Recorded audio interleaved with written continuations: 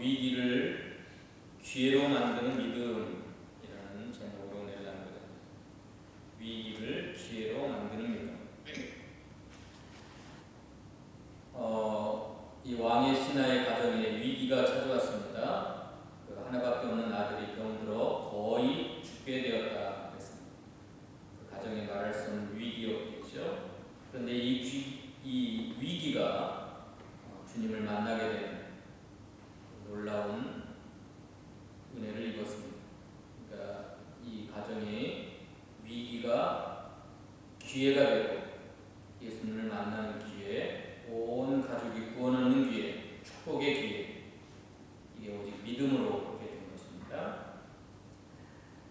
이 왕의 신하가 그 50절입니다. 한번 읽어봅시다. 예수께서 이르시되 가라 내 아들이 살아있다 하시니 그 사람이 예수께서 하신 말씀을 믿고 가더니 예수께서 하신 말씀을 믿고 갔다. 이게 핵심입니다. 예수님이 하신 말씀을 믿었다. 아기가 죽어가고 있는데 거의 죽게 되는데 내려오셔서 내 아이가 죽기 전에 내려오셔서 내 아이를 좀 치료시켜 주시고 살려주세요 그랬더니 가라 내 아들이 살아있다 살아날 것이다 말씀 한마디로 그 가나에서 가버나움까지는 그 집이 있는 가버나움은 약 40km입니다. 40km 떨어져 있는 그곳에 있는 아들이 그 열기가 떨어지고 병을 떨치고 일어났습니다. 거의 죽게 된 아들이 살아났습니다. 52절, 53절 볼까요? 52절, 53절 시작. 그 낮게 시작하는 때를 물은즉 어제 7시에 열기가 떨어졌나이다 하는지라 내 아버지가 예수께서 내 아들이 살아있다 말씀하신 그때인 줄 알고 자기와 그 온 집안이 다 믿느니라. 그 말씀 한마디로 40km 가까이 떨어져 있는 자기 집에서 죽어가고 있는 아들이 예수님 말씀 한마디로 내 아들이 살아있을 것이다 살아날 것이다 하셨던 그때 즉시 그 아들의 열기가 떨어지고 병이 씻은 듯이 다 깨끗하게 나와서 살아난 것을 알고 자기와 그 온 집이 다 믿게 되었습니다. 그러므로 이 가정의 위기, 아들이 죽을 병에 걸린 그 위기가 예수님을 만나고 예수님을 믿고 온 가정이 다 구원을 받는 놀라운 축복의 기회가 되었습니다. 믿음으로 된 겁니다. 근데 이 사람이 믿기 어려운 여러 가지 환경이 있었어요. 이 사람이 모든 성경 신학자들은 누가복음 8장에 나오는 사람이다. 한번 읽어봅시다. 누가복음 8장 3절에 나오는 사람이다 라고 모든 성경학자들이 그렇게 말합니다. 헤롯의 청지기 구사의 아내 요한나와 수산나와 다른 여러 남자와 함께하여 자기들의 소유로 그들을 섬기더라. 예수님은 세상에서 머리둘 곳이 없을 정도로 가난했습니다. 특별히 공생의 3년 6개월 동안 12제자와 함께 이렇게 사역을 하실 때 돈이 별로 없었어요. 그런데 헤롯의 청지기 구사의 아내 요한나와 수산나와 다른 여러 여자가 자기들의 소유로 예수님과 예수님의 제자들을 섬겼기 때문에 3년 6개월 동안의 공생의 사역을 할 수가 있었습니다. 그런데 이 헤롯의 청지기 구사가 요한복음 4장에 나오는 왕의 신하일 것이다 라고 모든 학자들이 다 그렇게 말을 합니다. 그러므로 구사라는 사람, 이 헤롯의 청지기입니다. 이 청지기는 재무장관이었어요. 재무장관. 그 왕궁의 그 재무를 담당했던 재무장관. 오늘날 말하면 재무부장. 그러니까 이 사람은 엄청난 권력과 부를 가진 사람. 이게 첫 번째 믿음을 갖기 힘든 이유예요. 예수님이 부자가 천국에 들어가기가 낙타가 바늘기에 들어갈 만큼 더 어렵다. 그보다 더 어려운 게 부자가 믿음 갖는 거다. 세상에 엄청난 권력자들, 부자들이 하나님 믿기가 어려워. 그 자기가 가진 권력, 자기가 가진 엄청난 돈, 그것 때문에 교만해지고 하나님 필요 없다고 그러고 하나님 믿기가 어려워요.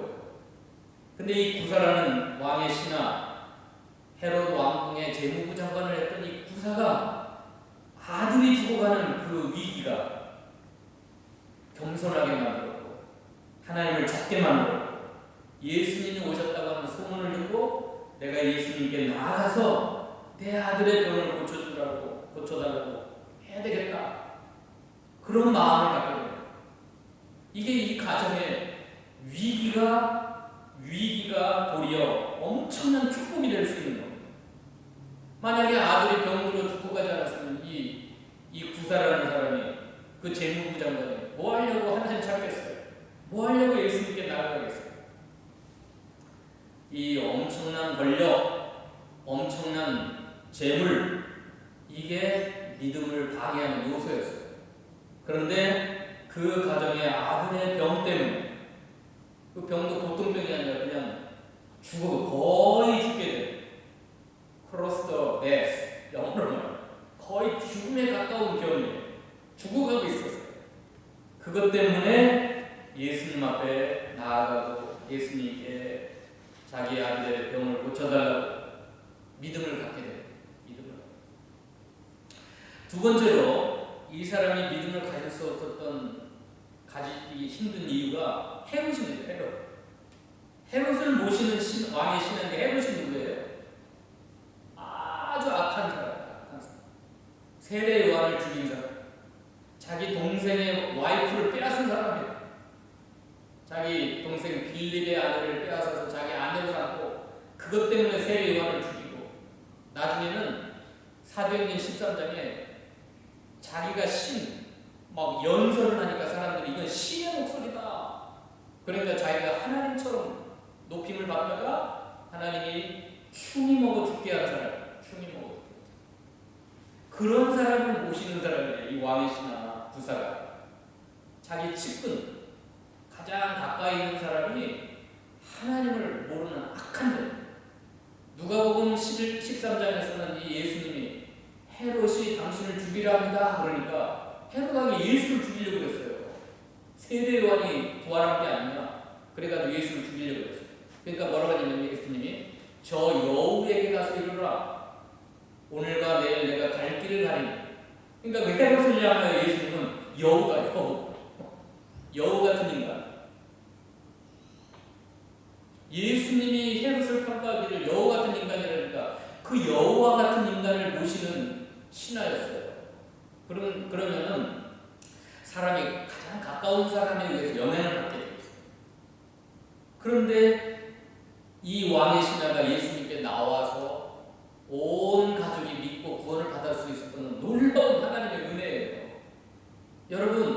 여러분이 가까운 사람이 엄청나게 강박하고 하나님에 대해서 교만하고 하나님을 무시하는 사람하고 가까이 있을 때 믿음 갖기 힘들어요. 굉장히. 이 사람이 그랬어요.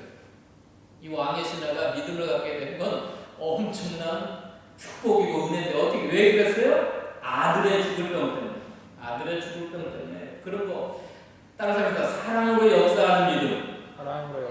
아들을 사랑하는 그 사람이 믿음을 갖도록 역사했어요. 헤롯이 아주 여우 같은 인간이고 나중에는 하나님처럼 높아지려다가 술 먹어 죽은 인간이고 세례 요한을 죽인 사람이고 자기 동생의 와이프를 빼앗은 인간이고 이 도덕적으로 보면 아주 여우 같은 인간이지만 그러한 왕을 모시는 신하였지만 자기 아들의 죽을 병 때문에 사랑으로 역사하는 믿음, 예수님께 나아갔고 온 가족이 예수를 믿게 되었고 이 와이프 요한 자기 죽었다 살아난 아들이 얼마나 너무 감사해. 그러니까 자기 소유를 가지고 주님을 3년 6개월 동안 섬기고 제자들을 섬기다가 요한나가 또 어디에 나오냐면 누가복음 24장 10절에 나와요. 예수님을 끝까지, 제자들마저도 예수님을 다 버리고 도망갔는데 이 요한나, 막달라 마리아, 그 여인들이 막 울면서 예수님을 십자가 밑에까지 따라갔고 최초의 부활하신 예수님을 목격자가 전도자가 부활의 증인인데 이 요한. 한번 읽어봅시다. 누가복음 24장 10절. 이 여자들은 막달라 마리아와 요한나와 야고보의 모친 마리아라. 또 그들과 함께 다른 여자들도 이것을 사도들에게 알리니라. 예수님을 십자가에 죽이는 그때는 엄청나게 살벌한 시대예요. 만약에 예수님과 함께 있다는 것을 알면 다 죽이는 시대. 유대인들과 로마 병정들. 그래서 제자들이 무서워서 도망쳤던 거예요. 베드로마저 예수님 부인했던 거예요. 그러한 때에 십자가 앞에까지 울면서 예수님을 따라간 여인 중에 한 사람이 요한나예요. 평안할 때 3년 6개월 동안 자기의 전 재산을 들여서 자기 소유로 예수님과 제자들을 섬겼던 이 여인 요한나가 십자가 밑에까지 예수님 따라가서 결국은 부활하신 주님을 최초로 목격했던 여자 중에 한 사람이고 그 부활의 소식을 전도했던 부활의 증인이에요. 이 요한. 어떻게 이런 여자가 이렇게 됐어요? 어머니가 아들의 죽을 병이라는 위기 때문에 그 아들, 죽어가는 아들을 살려내신 예수님을 믿는 믿음 때문에. 그래서 이거 엄청난 축복인 거예요. 여러분 우리가 평안할 때 교회를 섬기고 복음을 섬기는 이거 엄청난 축복이에요. 아무나 그렇게 안 돼요. 돈 있다고 자기 소유로 섬길 것 같아요. 안 그래요. 평안할 때에 복음운동을 위하여, 생명운동을 위하여 주의 종들을 섬기고 교회를 섬기는 거 이거 엄청난 축복입니다. 엄청난 축복. 그런데 예수님이 가장 힘든 죽음의 시간에 교회가 어려워지고 우리 교단에서도 그렇고 많은 주의 종들이 병들 때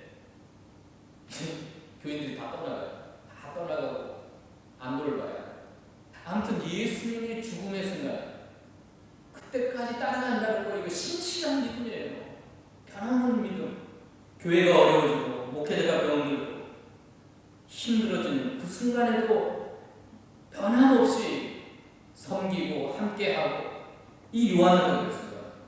제자들마저 다 도망치고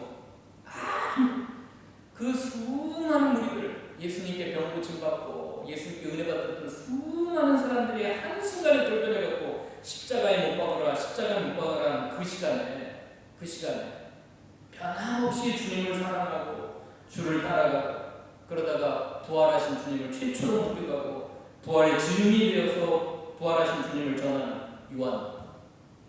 이게 엄청난 위기가 엄청난 기회로 만들었어요. 그 믿음. 또 하나 오늘 본문에 봅시다.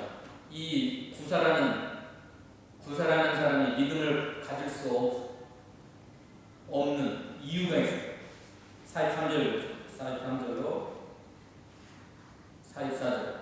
이틀이 지남에 예수께서 거기를 떠나 갈릴리로 가시며 신이 증언하시기를 선지자가 고향에서는 높임을 받지 못한다 하시고. 이 구사가 살고 있는 동네 자체가 예수님의 고향 사람들인데 예수님을 존경하지 않는, 예수님을 무시하고 업신여기는 팽배한 분위기 속에 갈릴리, 거기서 믿음을 가진다는 거, 이거 여러분 그 디도가 목회했던 그레데라는 사람들은 그 사람들 자체가 믿음 갖기 힘들다. 사도 바울이 이 그레데 사람들 거기서 너 목회하는 디도야 바짝 깨어서 기도해가지고 그 사람들을 변화시켜라. 여러분 이 동네 어떤 민족이 통째로 예수님 믿기 힘든 사람들이 있어요. 근데 이 갈릴리 사람, 이 예수님의 고향 갈릴리가 그랬어요. 예수님을 도무지 믿기가 힘든 사람들. 그래서 마가복음 4장에 보면 수많은 곳에서 예수님이 병을 고치고 능력을 행했는데 자기 고향에서는 아무것도 행할 수가 없었더라. 왜? 그 사람들이 어렸을 때부터 예수님의 모습을 다 지켜봤기 때문에 저게 무슨 그리스도야? 우리가 다 아는데 그 사람의 엄마를 알고 형제들을 알고 다 아는데 목수고 가난한 목수 가난뱅이 목수인데 네가 그리스도야? 하면서 심지어 어떤 일이 일어나면 누가 보면 예수님을 그 동네가 생긴 남떨어지가 있어요. 남떨어지 거기다가 떨어뜨려 죽이려고 했어요. 예수님. 그렇게 강박한 동네 갈릴리가 그런 곳에서 예수님을 믿는다는 거 쉬운 일이 아니에요. 정감론 마을이 있대요. 정감론 마을. 거기는 무당의 마을이에요. 무당의 마을. 경상도 두메산골에 그 동네에서 예수 믿는다는 건 죽음을 각오해. 근데 거기서 3km나 떨어진 동네 시골 교회가 있는데 거기서 전도사가 그 전도자들 2명하고 와가지고 그 동네에 와가지고 전도를 하는 거예요. 예수 믿으세요. 예수를 왜 믿어 우리는 조상 대대로 무당신을 섬기고 우리 할아버지도 무당, 아버지도 무당, 다 무당인데 내가 예수를 왜 믿어? 근데 이 사람들이 끈질기게 전도해가지고 그 3km나 떨어진 그곳에 가서 예수를 믿게 됐어요. 그러니까 장로가 돼가지고 이 사람이 이 무당의 마을 이 험악해서 온 동네가 핍박을 하고 우리 집안 다 망했다 임마. 네가 예수를 믿어 어떻게? 우리는 정감론 마을이야. 정감론 마을. 그러니까 그 마을 전체는 예수 믿기가 너무너무 힘들어요. 제가 목회했던 동산교회라는 데는 다 신족사예요. 그 해변가에 거기서 예수 믿는다는 문중에서 쫓겨나요. 문중에서 쫓겨나요. 너무너무 교회 한번 나온다는 게 그렇게 힘들어요. 시족사회에서 다 그 조상신을 섬기고 무당을 섬기는 그 해변가 특별히 이 갈릴리가 그런 지방이었어요. 갈릴리가 그런 곳에서 예수 믿는다는 거 그 동네에서 왕따 당하거나 엄청난 선지자가 고향에서 높임을 받지 못한다. 심지어 예수님을 낭떠러지에다가 벼랑 끝에다가 밀어가지고 죽이려고 했던 그 동네에서 예수 믿는다는 거 쉬워요 안 쉬워요? 엄청난 걸림돌이에요. 믿음을 갖는데 걸림돌인데 따라서 다시 한번 더 그래요. 사랑으로 역사하는 믿음. 아들을 사랑하는 그 사랑이 아들을 살리고자 하는 그 사랑이 이 사람을 뭐 옆에 있는 사람들이 예수를 죽이려고 하든 자기가 모시는 주님이 왕이 뭐 여우 같은 인간이든 상관없어요. 자기 가정에 찾아온 아들의 죽음의 병 때문에 이 사람은 주님 앞에 나요. 마지막으로 또 하나 있어요. 이 사람이 믿음을 가질 수 없는 이유 예수님께 있었어요. 예수님. 읽어봅시다. 47절 48절 읽어봅시다. 그가 예수께서 이대로부터 갈릴리로 오셨다는 것을 듣고 가서 청하되 내려오셔서 내 아들의 병을 고쳐주소서 하니 그가 거의 죽게 되었습니다. 예수께서 이르시되 너희는 표적과 기사를 보지 못하면 도무지 믿지 아니하니라. 예수님 내 아들 좀 고쳐주세요 하니까 뭐라고 그래? 책망을 하는 거야. 책망을 갑자기 너희는 표적과 기사를 보지 못하면 도무지 믿지 않을 인간이야 너는. 아니 이런 말 듣고 부사가 그런 책망을 받았으면 보통 사람 같은 거야. 내가 예수님 찾아온 병신이지 내가 미친놈이지. 그리고 돌아갔을 거예요. 아니 예수님 내 아들 고쳐주세요 그러면 그래? 잘 왔다. 환영해주고 내가 네 아들 고쳐주마. 이랬으면 얼마나 좋겠어요. 근데 표적과 기사를 보지 못하는 도무지 믿지 않을 인간들아 그렇게 책망을 하는 거예요. 그 신하에게. 근데 이 신하는 뭐라고 했어요? 49절 50절 읽읍시다. 시작. 신하가 이르되 주여 내 아기가 죽기 전에 내려오소서. 예수께서 이르시되 가라 내 아기 살아있다 하시니. 예수님이 책망하는 말은 너는 도무지 믿지 못할 인간이야. 이적과 기사가 없으면 너는 도무지 믿지 못할 인간이야. 그래도 내 아이가 죽기 전에 내려오세요. 제발 내 아들 좀 살려주세요. 이게 사랑의 힘입니다. 사랑의 힘. 그 또 있잖아요. 그 자기 딸이 귀신 들렸는데 예수님께 막 부르짖는데 한마디 안 하고 대꾸도 안 하고 그냥 가는 거예요. 그러니까 제자들이 시끄러워가지고 예수님 이 여자가 좀 시끄럽게 하는데 좀 돌려보내서 그러니까 나는 이스라엘의 잃어버린 양 외에는 다른 데로 보내심을 받지 않았다 하고 그냥 가는 거예요. 그러니까 이 여자가 포기하고 막 달려서 그 발 아래 뛰어 내 딸을 좀 고쳐주세요. 그러니까 개에게 자녀에게 먹을 떡을 개에게 주는 일이 있겠느냐? 너는 개와 같은 여자야. 그러니까 여자가 그래.